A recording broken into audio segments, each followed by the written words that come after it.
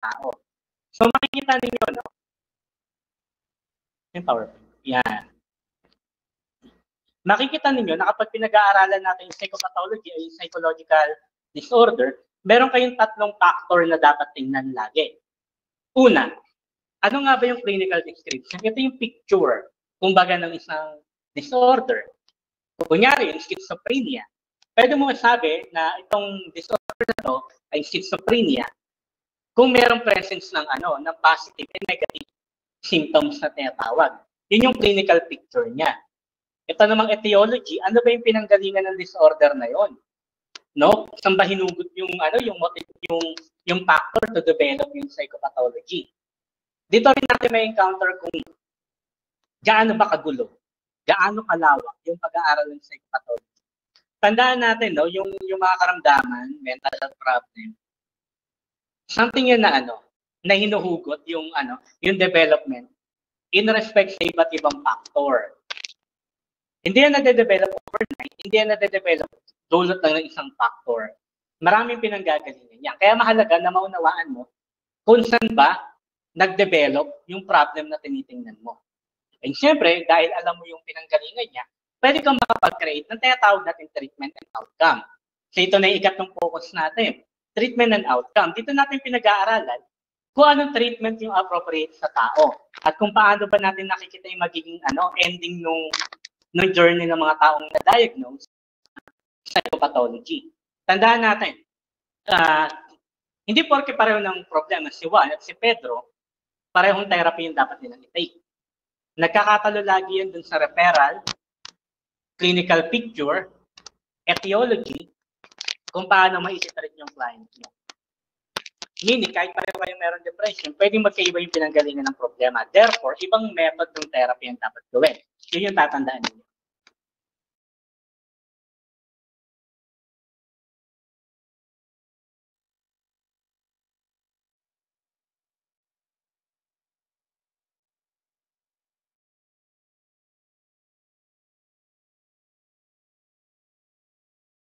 Ayan. Ito naman yung tinatawag natin clinical description. So ano nga ba ito? Ito yung unique combination ng mga behavior, thoughts, and feelings na nagkikreate ng particular disorder. So mahalaga rin na dapat alam natin na yung na kung ano yung overall picture na mayroon tayo. Dahil yung description ng psychopathology, yung combination ng mga symptoms na mayroon na yan yung nagde-determine kung gaano ka-different yung particular disorder doon sa normal behavior and in respect sa ibang type ng behavior. So mahalaga na para maunawaan mo yan, dapat alam mo muna ano nga ba yung problema. At lahat yan nagpo-fall sa area ng clinical description. Ngayon, paano ba natin i-describe yung abnormal behavior o yung particular psychological disorder? Para magkaroon tayo ng idea, dapat alam muna natin ibang terminology na ginagamit. Ito yung mga common terminology. Una yung prevalence, no?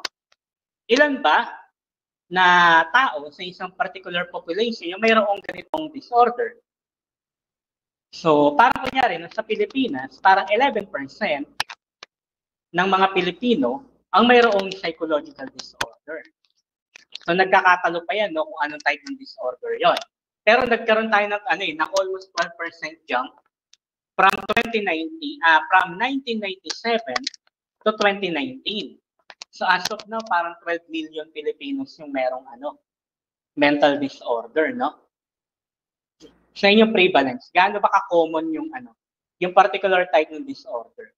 Ikalawa naman, ito yung incidence na tinatawag. Ito ay time limited, no? Kunyari, in 1 year, gaano karaming nagkaroon ng schizophrenia?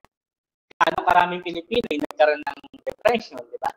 Yan yung incidence na tinatawag. Ito yung individual collected record ng individual na nagkaroon ng mental problem in a limited period of time. So, binibilang natin yan. Mahalaga na na-determine natin yan. Dahil yung incidence, kapag kinolekta mo yan in a particular period, pwede mo ma-create yung prevalence na tinatawag. So, diyan mo kinukuha yan. Yung prevalence, yung sa data na nakuha mo doon sa incidence na tinatawag.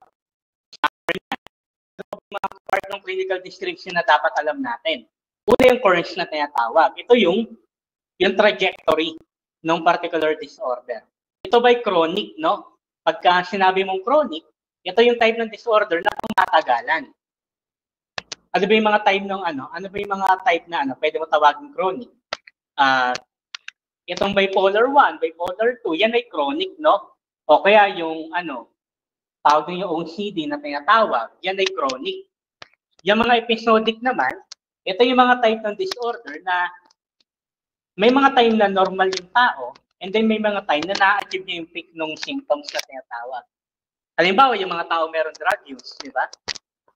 Pwede mo matawag na episodic yun dahil basically, nangyayari lang naman yung problem kapag tinitake nila yung droga. No? Sa case yun ng withdrawal, no? Pati nung tawag doon, nung intoxication na tinatawag. Pero pwede naman yung case ng drug use, no? Yung case disorder talaga, nag-aano yan, nagko-chronic yan, no? Matagalan kasi yung ano yung addiction sa particular ano na type ng drug na tinitake ng tao. Ikatlo naman yung time limited. Kapag ka sinabi mong time limited, ito yung ano lang, nakakulong lang literal sa time. No, ito yung period na kahit hindi ka mag-undergo ng therapy, mawawala. Halimbawa nito yung insomnia. No, yung inability mo na makakuha ng ano, satisfying na tulog. Yan ay time limited. So bakit ba tinawag time limited 'yon? Even though nakakaabala yun sa tao, darating at darating yung period of time na gagaling ka. No, yung mga tao nagte-take ng medication kapag ka-feeling nila sobrang naapektuhan yung ano yung kanilang katawan, no, yung kanilang mind. Pero in reality, insomnia, time limited 'yon, no. Kailangan mo lang mag-give ng time, assuming na, no, hindi ka openly consider yung mga gamot, then basically gagaling ka naman, no.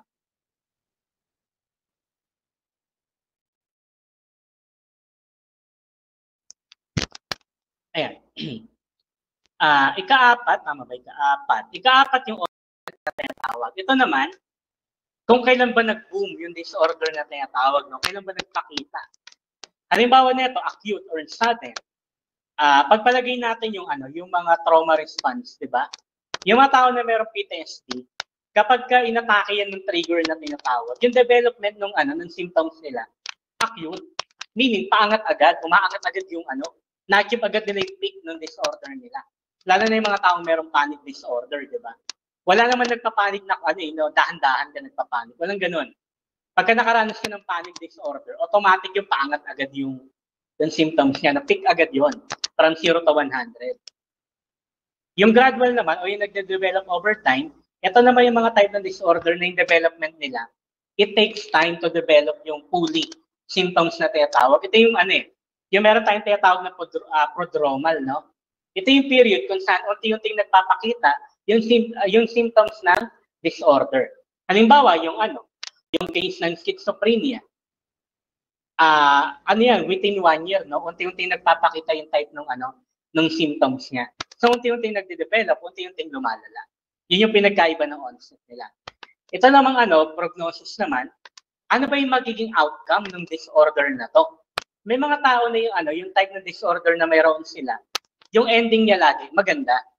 Halimbawa, yung taong mayroong insomnia, yung kanyang prognosis ay laging good, meaning, sa kabila ng difficulty na nararanasan ng tao, dahil ito ay time limited, gagaling at gagaling ka. So meaning, maganda yung pagtingin dun sa development ng disorder mo. Positive yon. Yung bad naman, yung potential outcome ng disorder, pwede magdulot into extreme level of impairment doon sa client. Halimbawa, balikan natin schizophrenia. Kaunti lang yung taong gumagaling doon. Dahil kahit gumaling yung tao, meron tayong tinatawag na relapse. No? Ito yung period na pwede kang bumalik doon sa type ng symptoms na meron ka. So yung mga tao meron schizophrenia, yung kanilang development, yung kanilang paggaling, hindi lagi maganda yan. Kaya yung iba, ang tagal ng medication nila. Dahil napakatagal ng period na dapat gugulin para sa development nila. And basically, napakalaking pera din na involved doon. Kaya karamihan ng mga taong mayroong schizophrenia sa mga poor community, sila yung mga taong lagi mayroong bad prognosis, no? Hindi na sila gumagaling. Dahil napapabayaan yung kanilang health. Ang ending, mapapanood yun sa balita, di ba, nakakadena, nakakulong, di ba? hubot-hubad sila ron, then yung pupo nila doon na lang din. Doon makikita na yung level of development ng psychological disorder nila. Dahil walang adequate money, adequate support, hindi nagiging maganda yung ending. Yun yung reality na dapat matingnan natin. No? Basically, lumalabas na mahal magkaroon ng mental health problem. Totoo yun. No? Yun yung reality na dapat nating maunawaan. Anyway.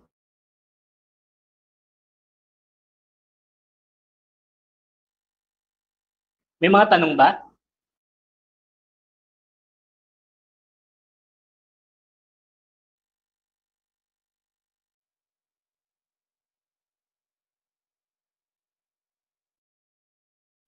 I assume all clear naman, no? So, okay. After natin maunawaan yung nature ng psychopathology, mahalaga na maunawaan din natin kung ano yung origin, no? Tandaan natin yung usapin ng mental health. Matagal nang meron yan. Sa history pa lang natin. Napakatagal na. Ang problema, kung paano tinitingnan ng tao yung psychopathology, doon nagkakaroon ng problema. Meron tayong tinatawag ng psychological clinics. Ito yung site, guys, di ba? Kung familiar kayo dun sa TOP, na I hope na-encounter yung term na ito.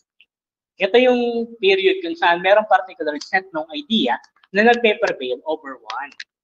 Halimbawa, di ba, ng site, guys, itong psychoanalytic, di ba? O yung psychodynamic ni Freud. So, doon mo makikita yan. During that time, napaka-relevant, no? O prevalent ng idea na yun. To the point na natatabunan nila yung ibang idea. So, ganun din, yung usapin ng psychopathology. So, meron tatlong period kung saan nagbago yung pagtingin ng tao sa kung ano yung psychopathology all throughout history natin. Nagkakatalo yun sa kung ano yung idea na nagpe-prevail during that time. Nahati ito sa tatlo. Una, yung supernatural model. Ikalawa, yung biological model. At ikatlo, yung psychological model na tinatawag. So, unahin natin yung supernatural model. Ito yung period kung saan yung mga deviant behavior o yung mga type ng behavior na kinoconsider natin bilang abnormal ay dulot ng mga elemento na hindi natin may paliwanag o dulot ng mga evil, no? Masamang espiritu, dulot ng mga demonyo, dulot ng mga mangkukulam, di ba? So, during that time, kapag tumatawa ka mag-isa, baka ipakuan nila sa krus. Ganun yung mangyayari. No? O kaya kapag ikaw ay isang babae na nakita nilang nasa gitna ng ng gubat at nagsusunog ka ng mga dahon o halaman, baka sabihan ka nilang mangkukulam, no, at patayin ka nila. Ganun kababaw yung pagtingin nila sa mga abnormal o deviant behavior during that time. So piling nila yung mga nangyayari sa mundo ay dulot ng ng kawalan mo ng faith, dulot yan ng panghihimasak ng mga elemento na hindi may paliwanag. So siyempre, dahil ganun yung kanilang paniniwala, naniniwala rin yung mga tao na kung yan ay dulot ng masamang elemento, kung alam ko kung paano labanan yung masamang elemento, kaya ko rin pagalingin yung tao merong mental health problems. No, ganun yung kanilang paniniwala. So ano ba yung mga idea na meron dito? Una, ito. Si Paracelsus naman, tinatry niya pa maging scientific kuno, masyado, no? Sabi niya, hindi lang yung mga masamang espiritu yung dahilan kung bakit nagkakaroon ng kakaibang ugali yung mga tao. Dulot din ito ng mga between at buwan sa kalangitan. Dito nanggaling yung term na lunatic, no? So paano ba nahubog yung idea na to? So kapag kayo ay nasa probinsya at bilog yung buwan, kung malapit kayo sa dalampasigan, nakikita niyo na yung mga hayop sa dagat, yung mga isda, umaangat sa tubig, di ba? Umaangat ba o lumulubog? May mga ilang uri ng isda na umaangat sa tubig, no? To the point na nagiging visible yun sa mga tao. May ilan namang creature na ng particular nila, bakit maraming uri ng hayop sa dagat na at some point, nagpapakita din sa surface ng water during full moon. suggesting the idea na nagbabago yung ugali nila.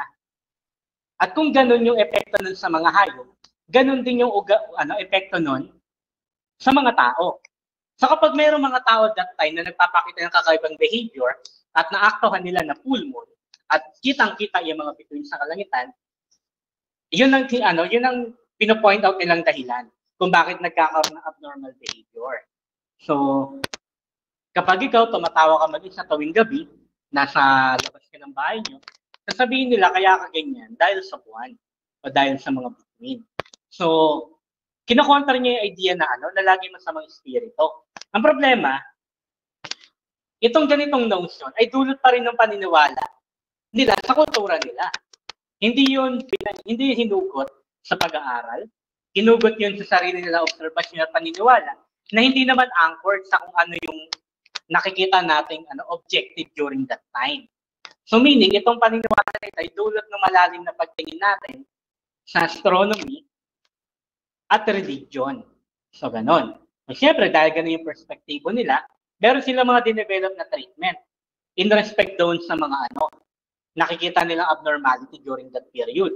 So, una, yung ina-exorcise kanila, kapag ka meron daw tao na nababalo during that time, nagtatawag sila ng pare. Yung pareng ito, inuutosan nila na na palabasin yung masamang espiritu. So, dinadasalan ka, pinagpe-pray over ka nila, to the point na na mawala yung elemento sa katawan mo. Paano daw kapag hindi nag-work yan? Ang ginagawa naman nila ngayon, yung mga tao sa community, nag-uukay ng malalim. Gumagawa sila ng bangin. And then dun sa bangin na yun, maglalagay sila ng maraming uri ng ahas na makamandag. And then ilalambitin ka nila ron. So parang parang uri ito ng shock therapy, Ang paniniwala nila, yung mga masamang espiritu, takot yan sa sa kamandag ng ahas, Na kapag ka nakita mo na parang iuhulog ka sa bangin, tutuklawin ka ng ahas, di ba? Maski raw yung masamang elemento, matatakot. Tatakbo raw yung palabas ng katawan mo. So ganun, Yan, ibitin natin yan. Pag nakakita ng ahas yan, magtitino yan. So, siyempre, may mga pagkakataon nag-work yun, may mga pagkakataon naman talagang hindi. So, ano ba yung ikatlong method, di ba? Ito naman yung ibababad ka sa nagyayelong tubig. So, ang paniniwala nila, kung hindi ka sa ahas, baka mas magulat ka o masak ka kapag naramdaman mo na. So, yung mga taong sinasapian during that time o nagpapakita ng abnormal behavior, nilulublob nila sa tubig na puno ng yelo. That way, yung tao, ang paniniwala nila, yung masamang espiritu, giginawin, lalamigin, mabibigla yung kanyang yung masamang elemento sa katawan, and then lalabas dun sa katawan ng tao, di ba? So, bakit daw naging effective yung tatlong yan? Paniniwala nila. Kasi during that time, kapag therapy ka nila, kumakalma raw yung tao. At yung magiging kalmado ng tao ay isang halimbawa na yung masamang elemento ay wala na sa katawan mo. Di ba? I mean, yung number 2, kung titignan mo, kahit naman siguro yung tao, kahit sinong tao, kapag nilambitin mo sa isang bangin na puno ng makamandag na ahas, di ba? Magugulat eh. So, kahit ikaw, baka tumino ka, di ba? Kung hindi naman schizophrenia related yung disorder mo. Mga ganon. So, siyempre, sabi ng mga tao that time, hindi nag-work, Ginawa na natin yung makakaya natin, hindi pa rin siya nag-work. So, ang gagawin nila ngayon, itong ika-4 na technique, yung trepanation na tinatawag, Sabi nila, kapag yung tatlong method ng therapy na ito ay hindi gumana, ibig sabihin, nag-work naman siya, hindi lang makalabas yung masamang espiritu. So, ang gagawin nila ngayon, bubutasin nila yung bungo mo. With the hope na yung masamang espiritu, makita niya yung butas na yon, and then, doon na siya lalabas. Diba? Kasi paniniwala nila, yung sapi, yung masamang elemento, pumapasok yun sa bungo mo. At kapag hindi yung makalabas, gamit yung tatlong method na to, yung option na lang, gawan mo siya ng pintuan. Kaya binubutasan mo sa bungo yung tao. O siyempre, effective daw. Kasi nga, after mo naman mabutasan sa bungo, kumakalma ka. Diba? Kumakalma ka kasi wala ka ng dugo, ganun. Wala ka ng malay. So, ganun. So, maraming mga tao yung namatay after mag-undergo ng trepanation. Kasi yung ginagawa nila nun, after nilang, okay, sige, bye-bye. After nun, ang ginagawa nila, After nilang butasin yung bungo, lalagyan nila ng karne ng baka. Ginagawa nilang plug, yung parang karne ng baka. Kasi syempre may mga namamatay sa infection, di ba? So sabi nila, okay lang yon kahit namatay. Ibig sabihin nun, nag-work yung therapy, wala naman sa mga espiritu sa katawan niya, di ba? And payapa na siyang namatay, parang ganon. No? Kasi nga raw, kung binutas na yung bungo mo, tapos nagbe-babe ka pa ng violently, baka hindi niya pa rin nakikita yung pintuan. So the moment na ikaw ay payapa na, yun daw yung period kung saan nailigtas ka na sa sapi mo, no? Yung nga lang, patay ka na.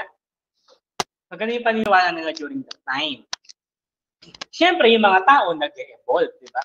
Na-discover natin iba't ibang paraan ng medisina, na-discover natin na yung mga bagay hindi dulot ng elemento, no? Meron palang mga bagay na pwedeng pwedeng bigay bilang paliwanag sa development ng psychopathology na hindi ka nagre-relate sa religion o mga masasamang elemento.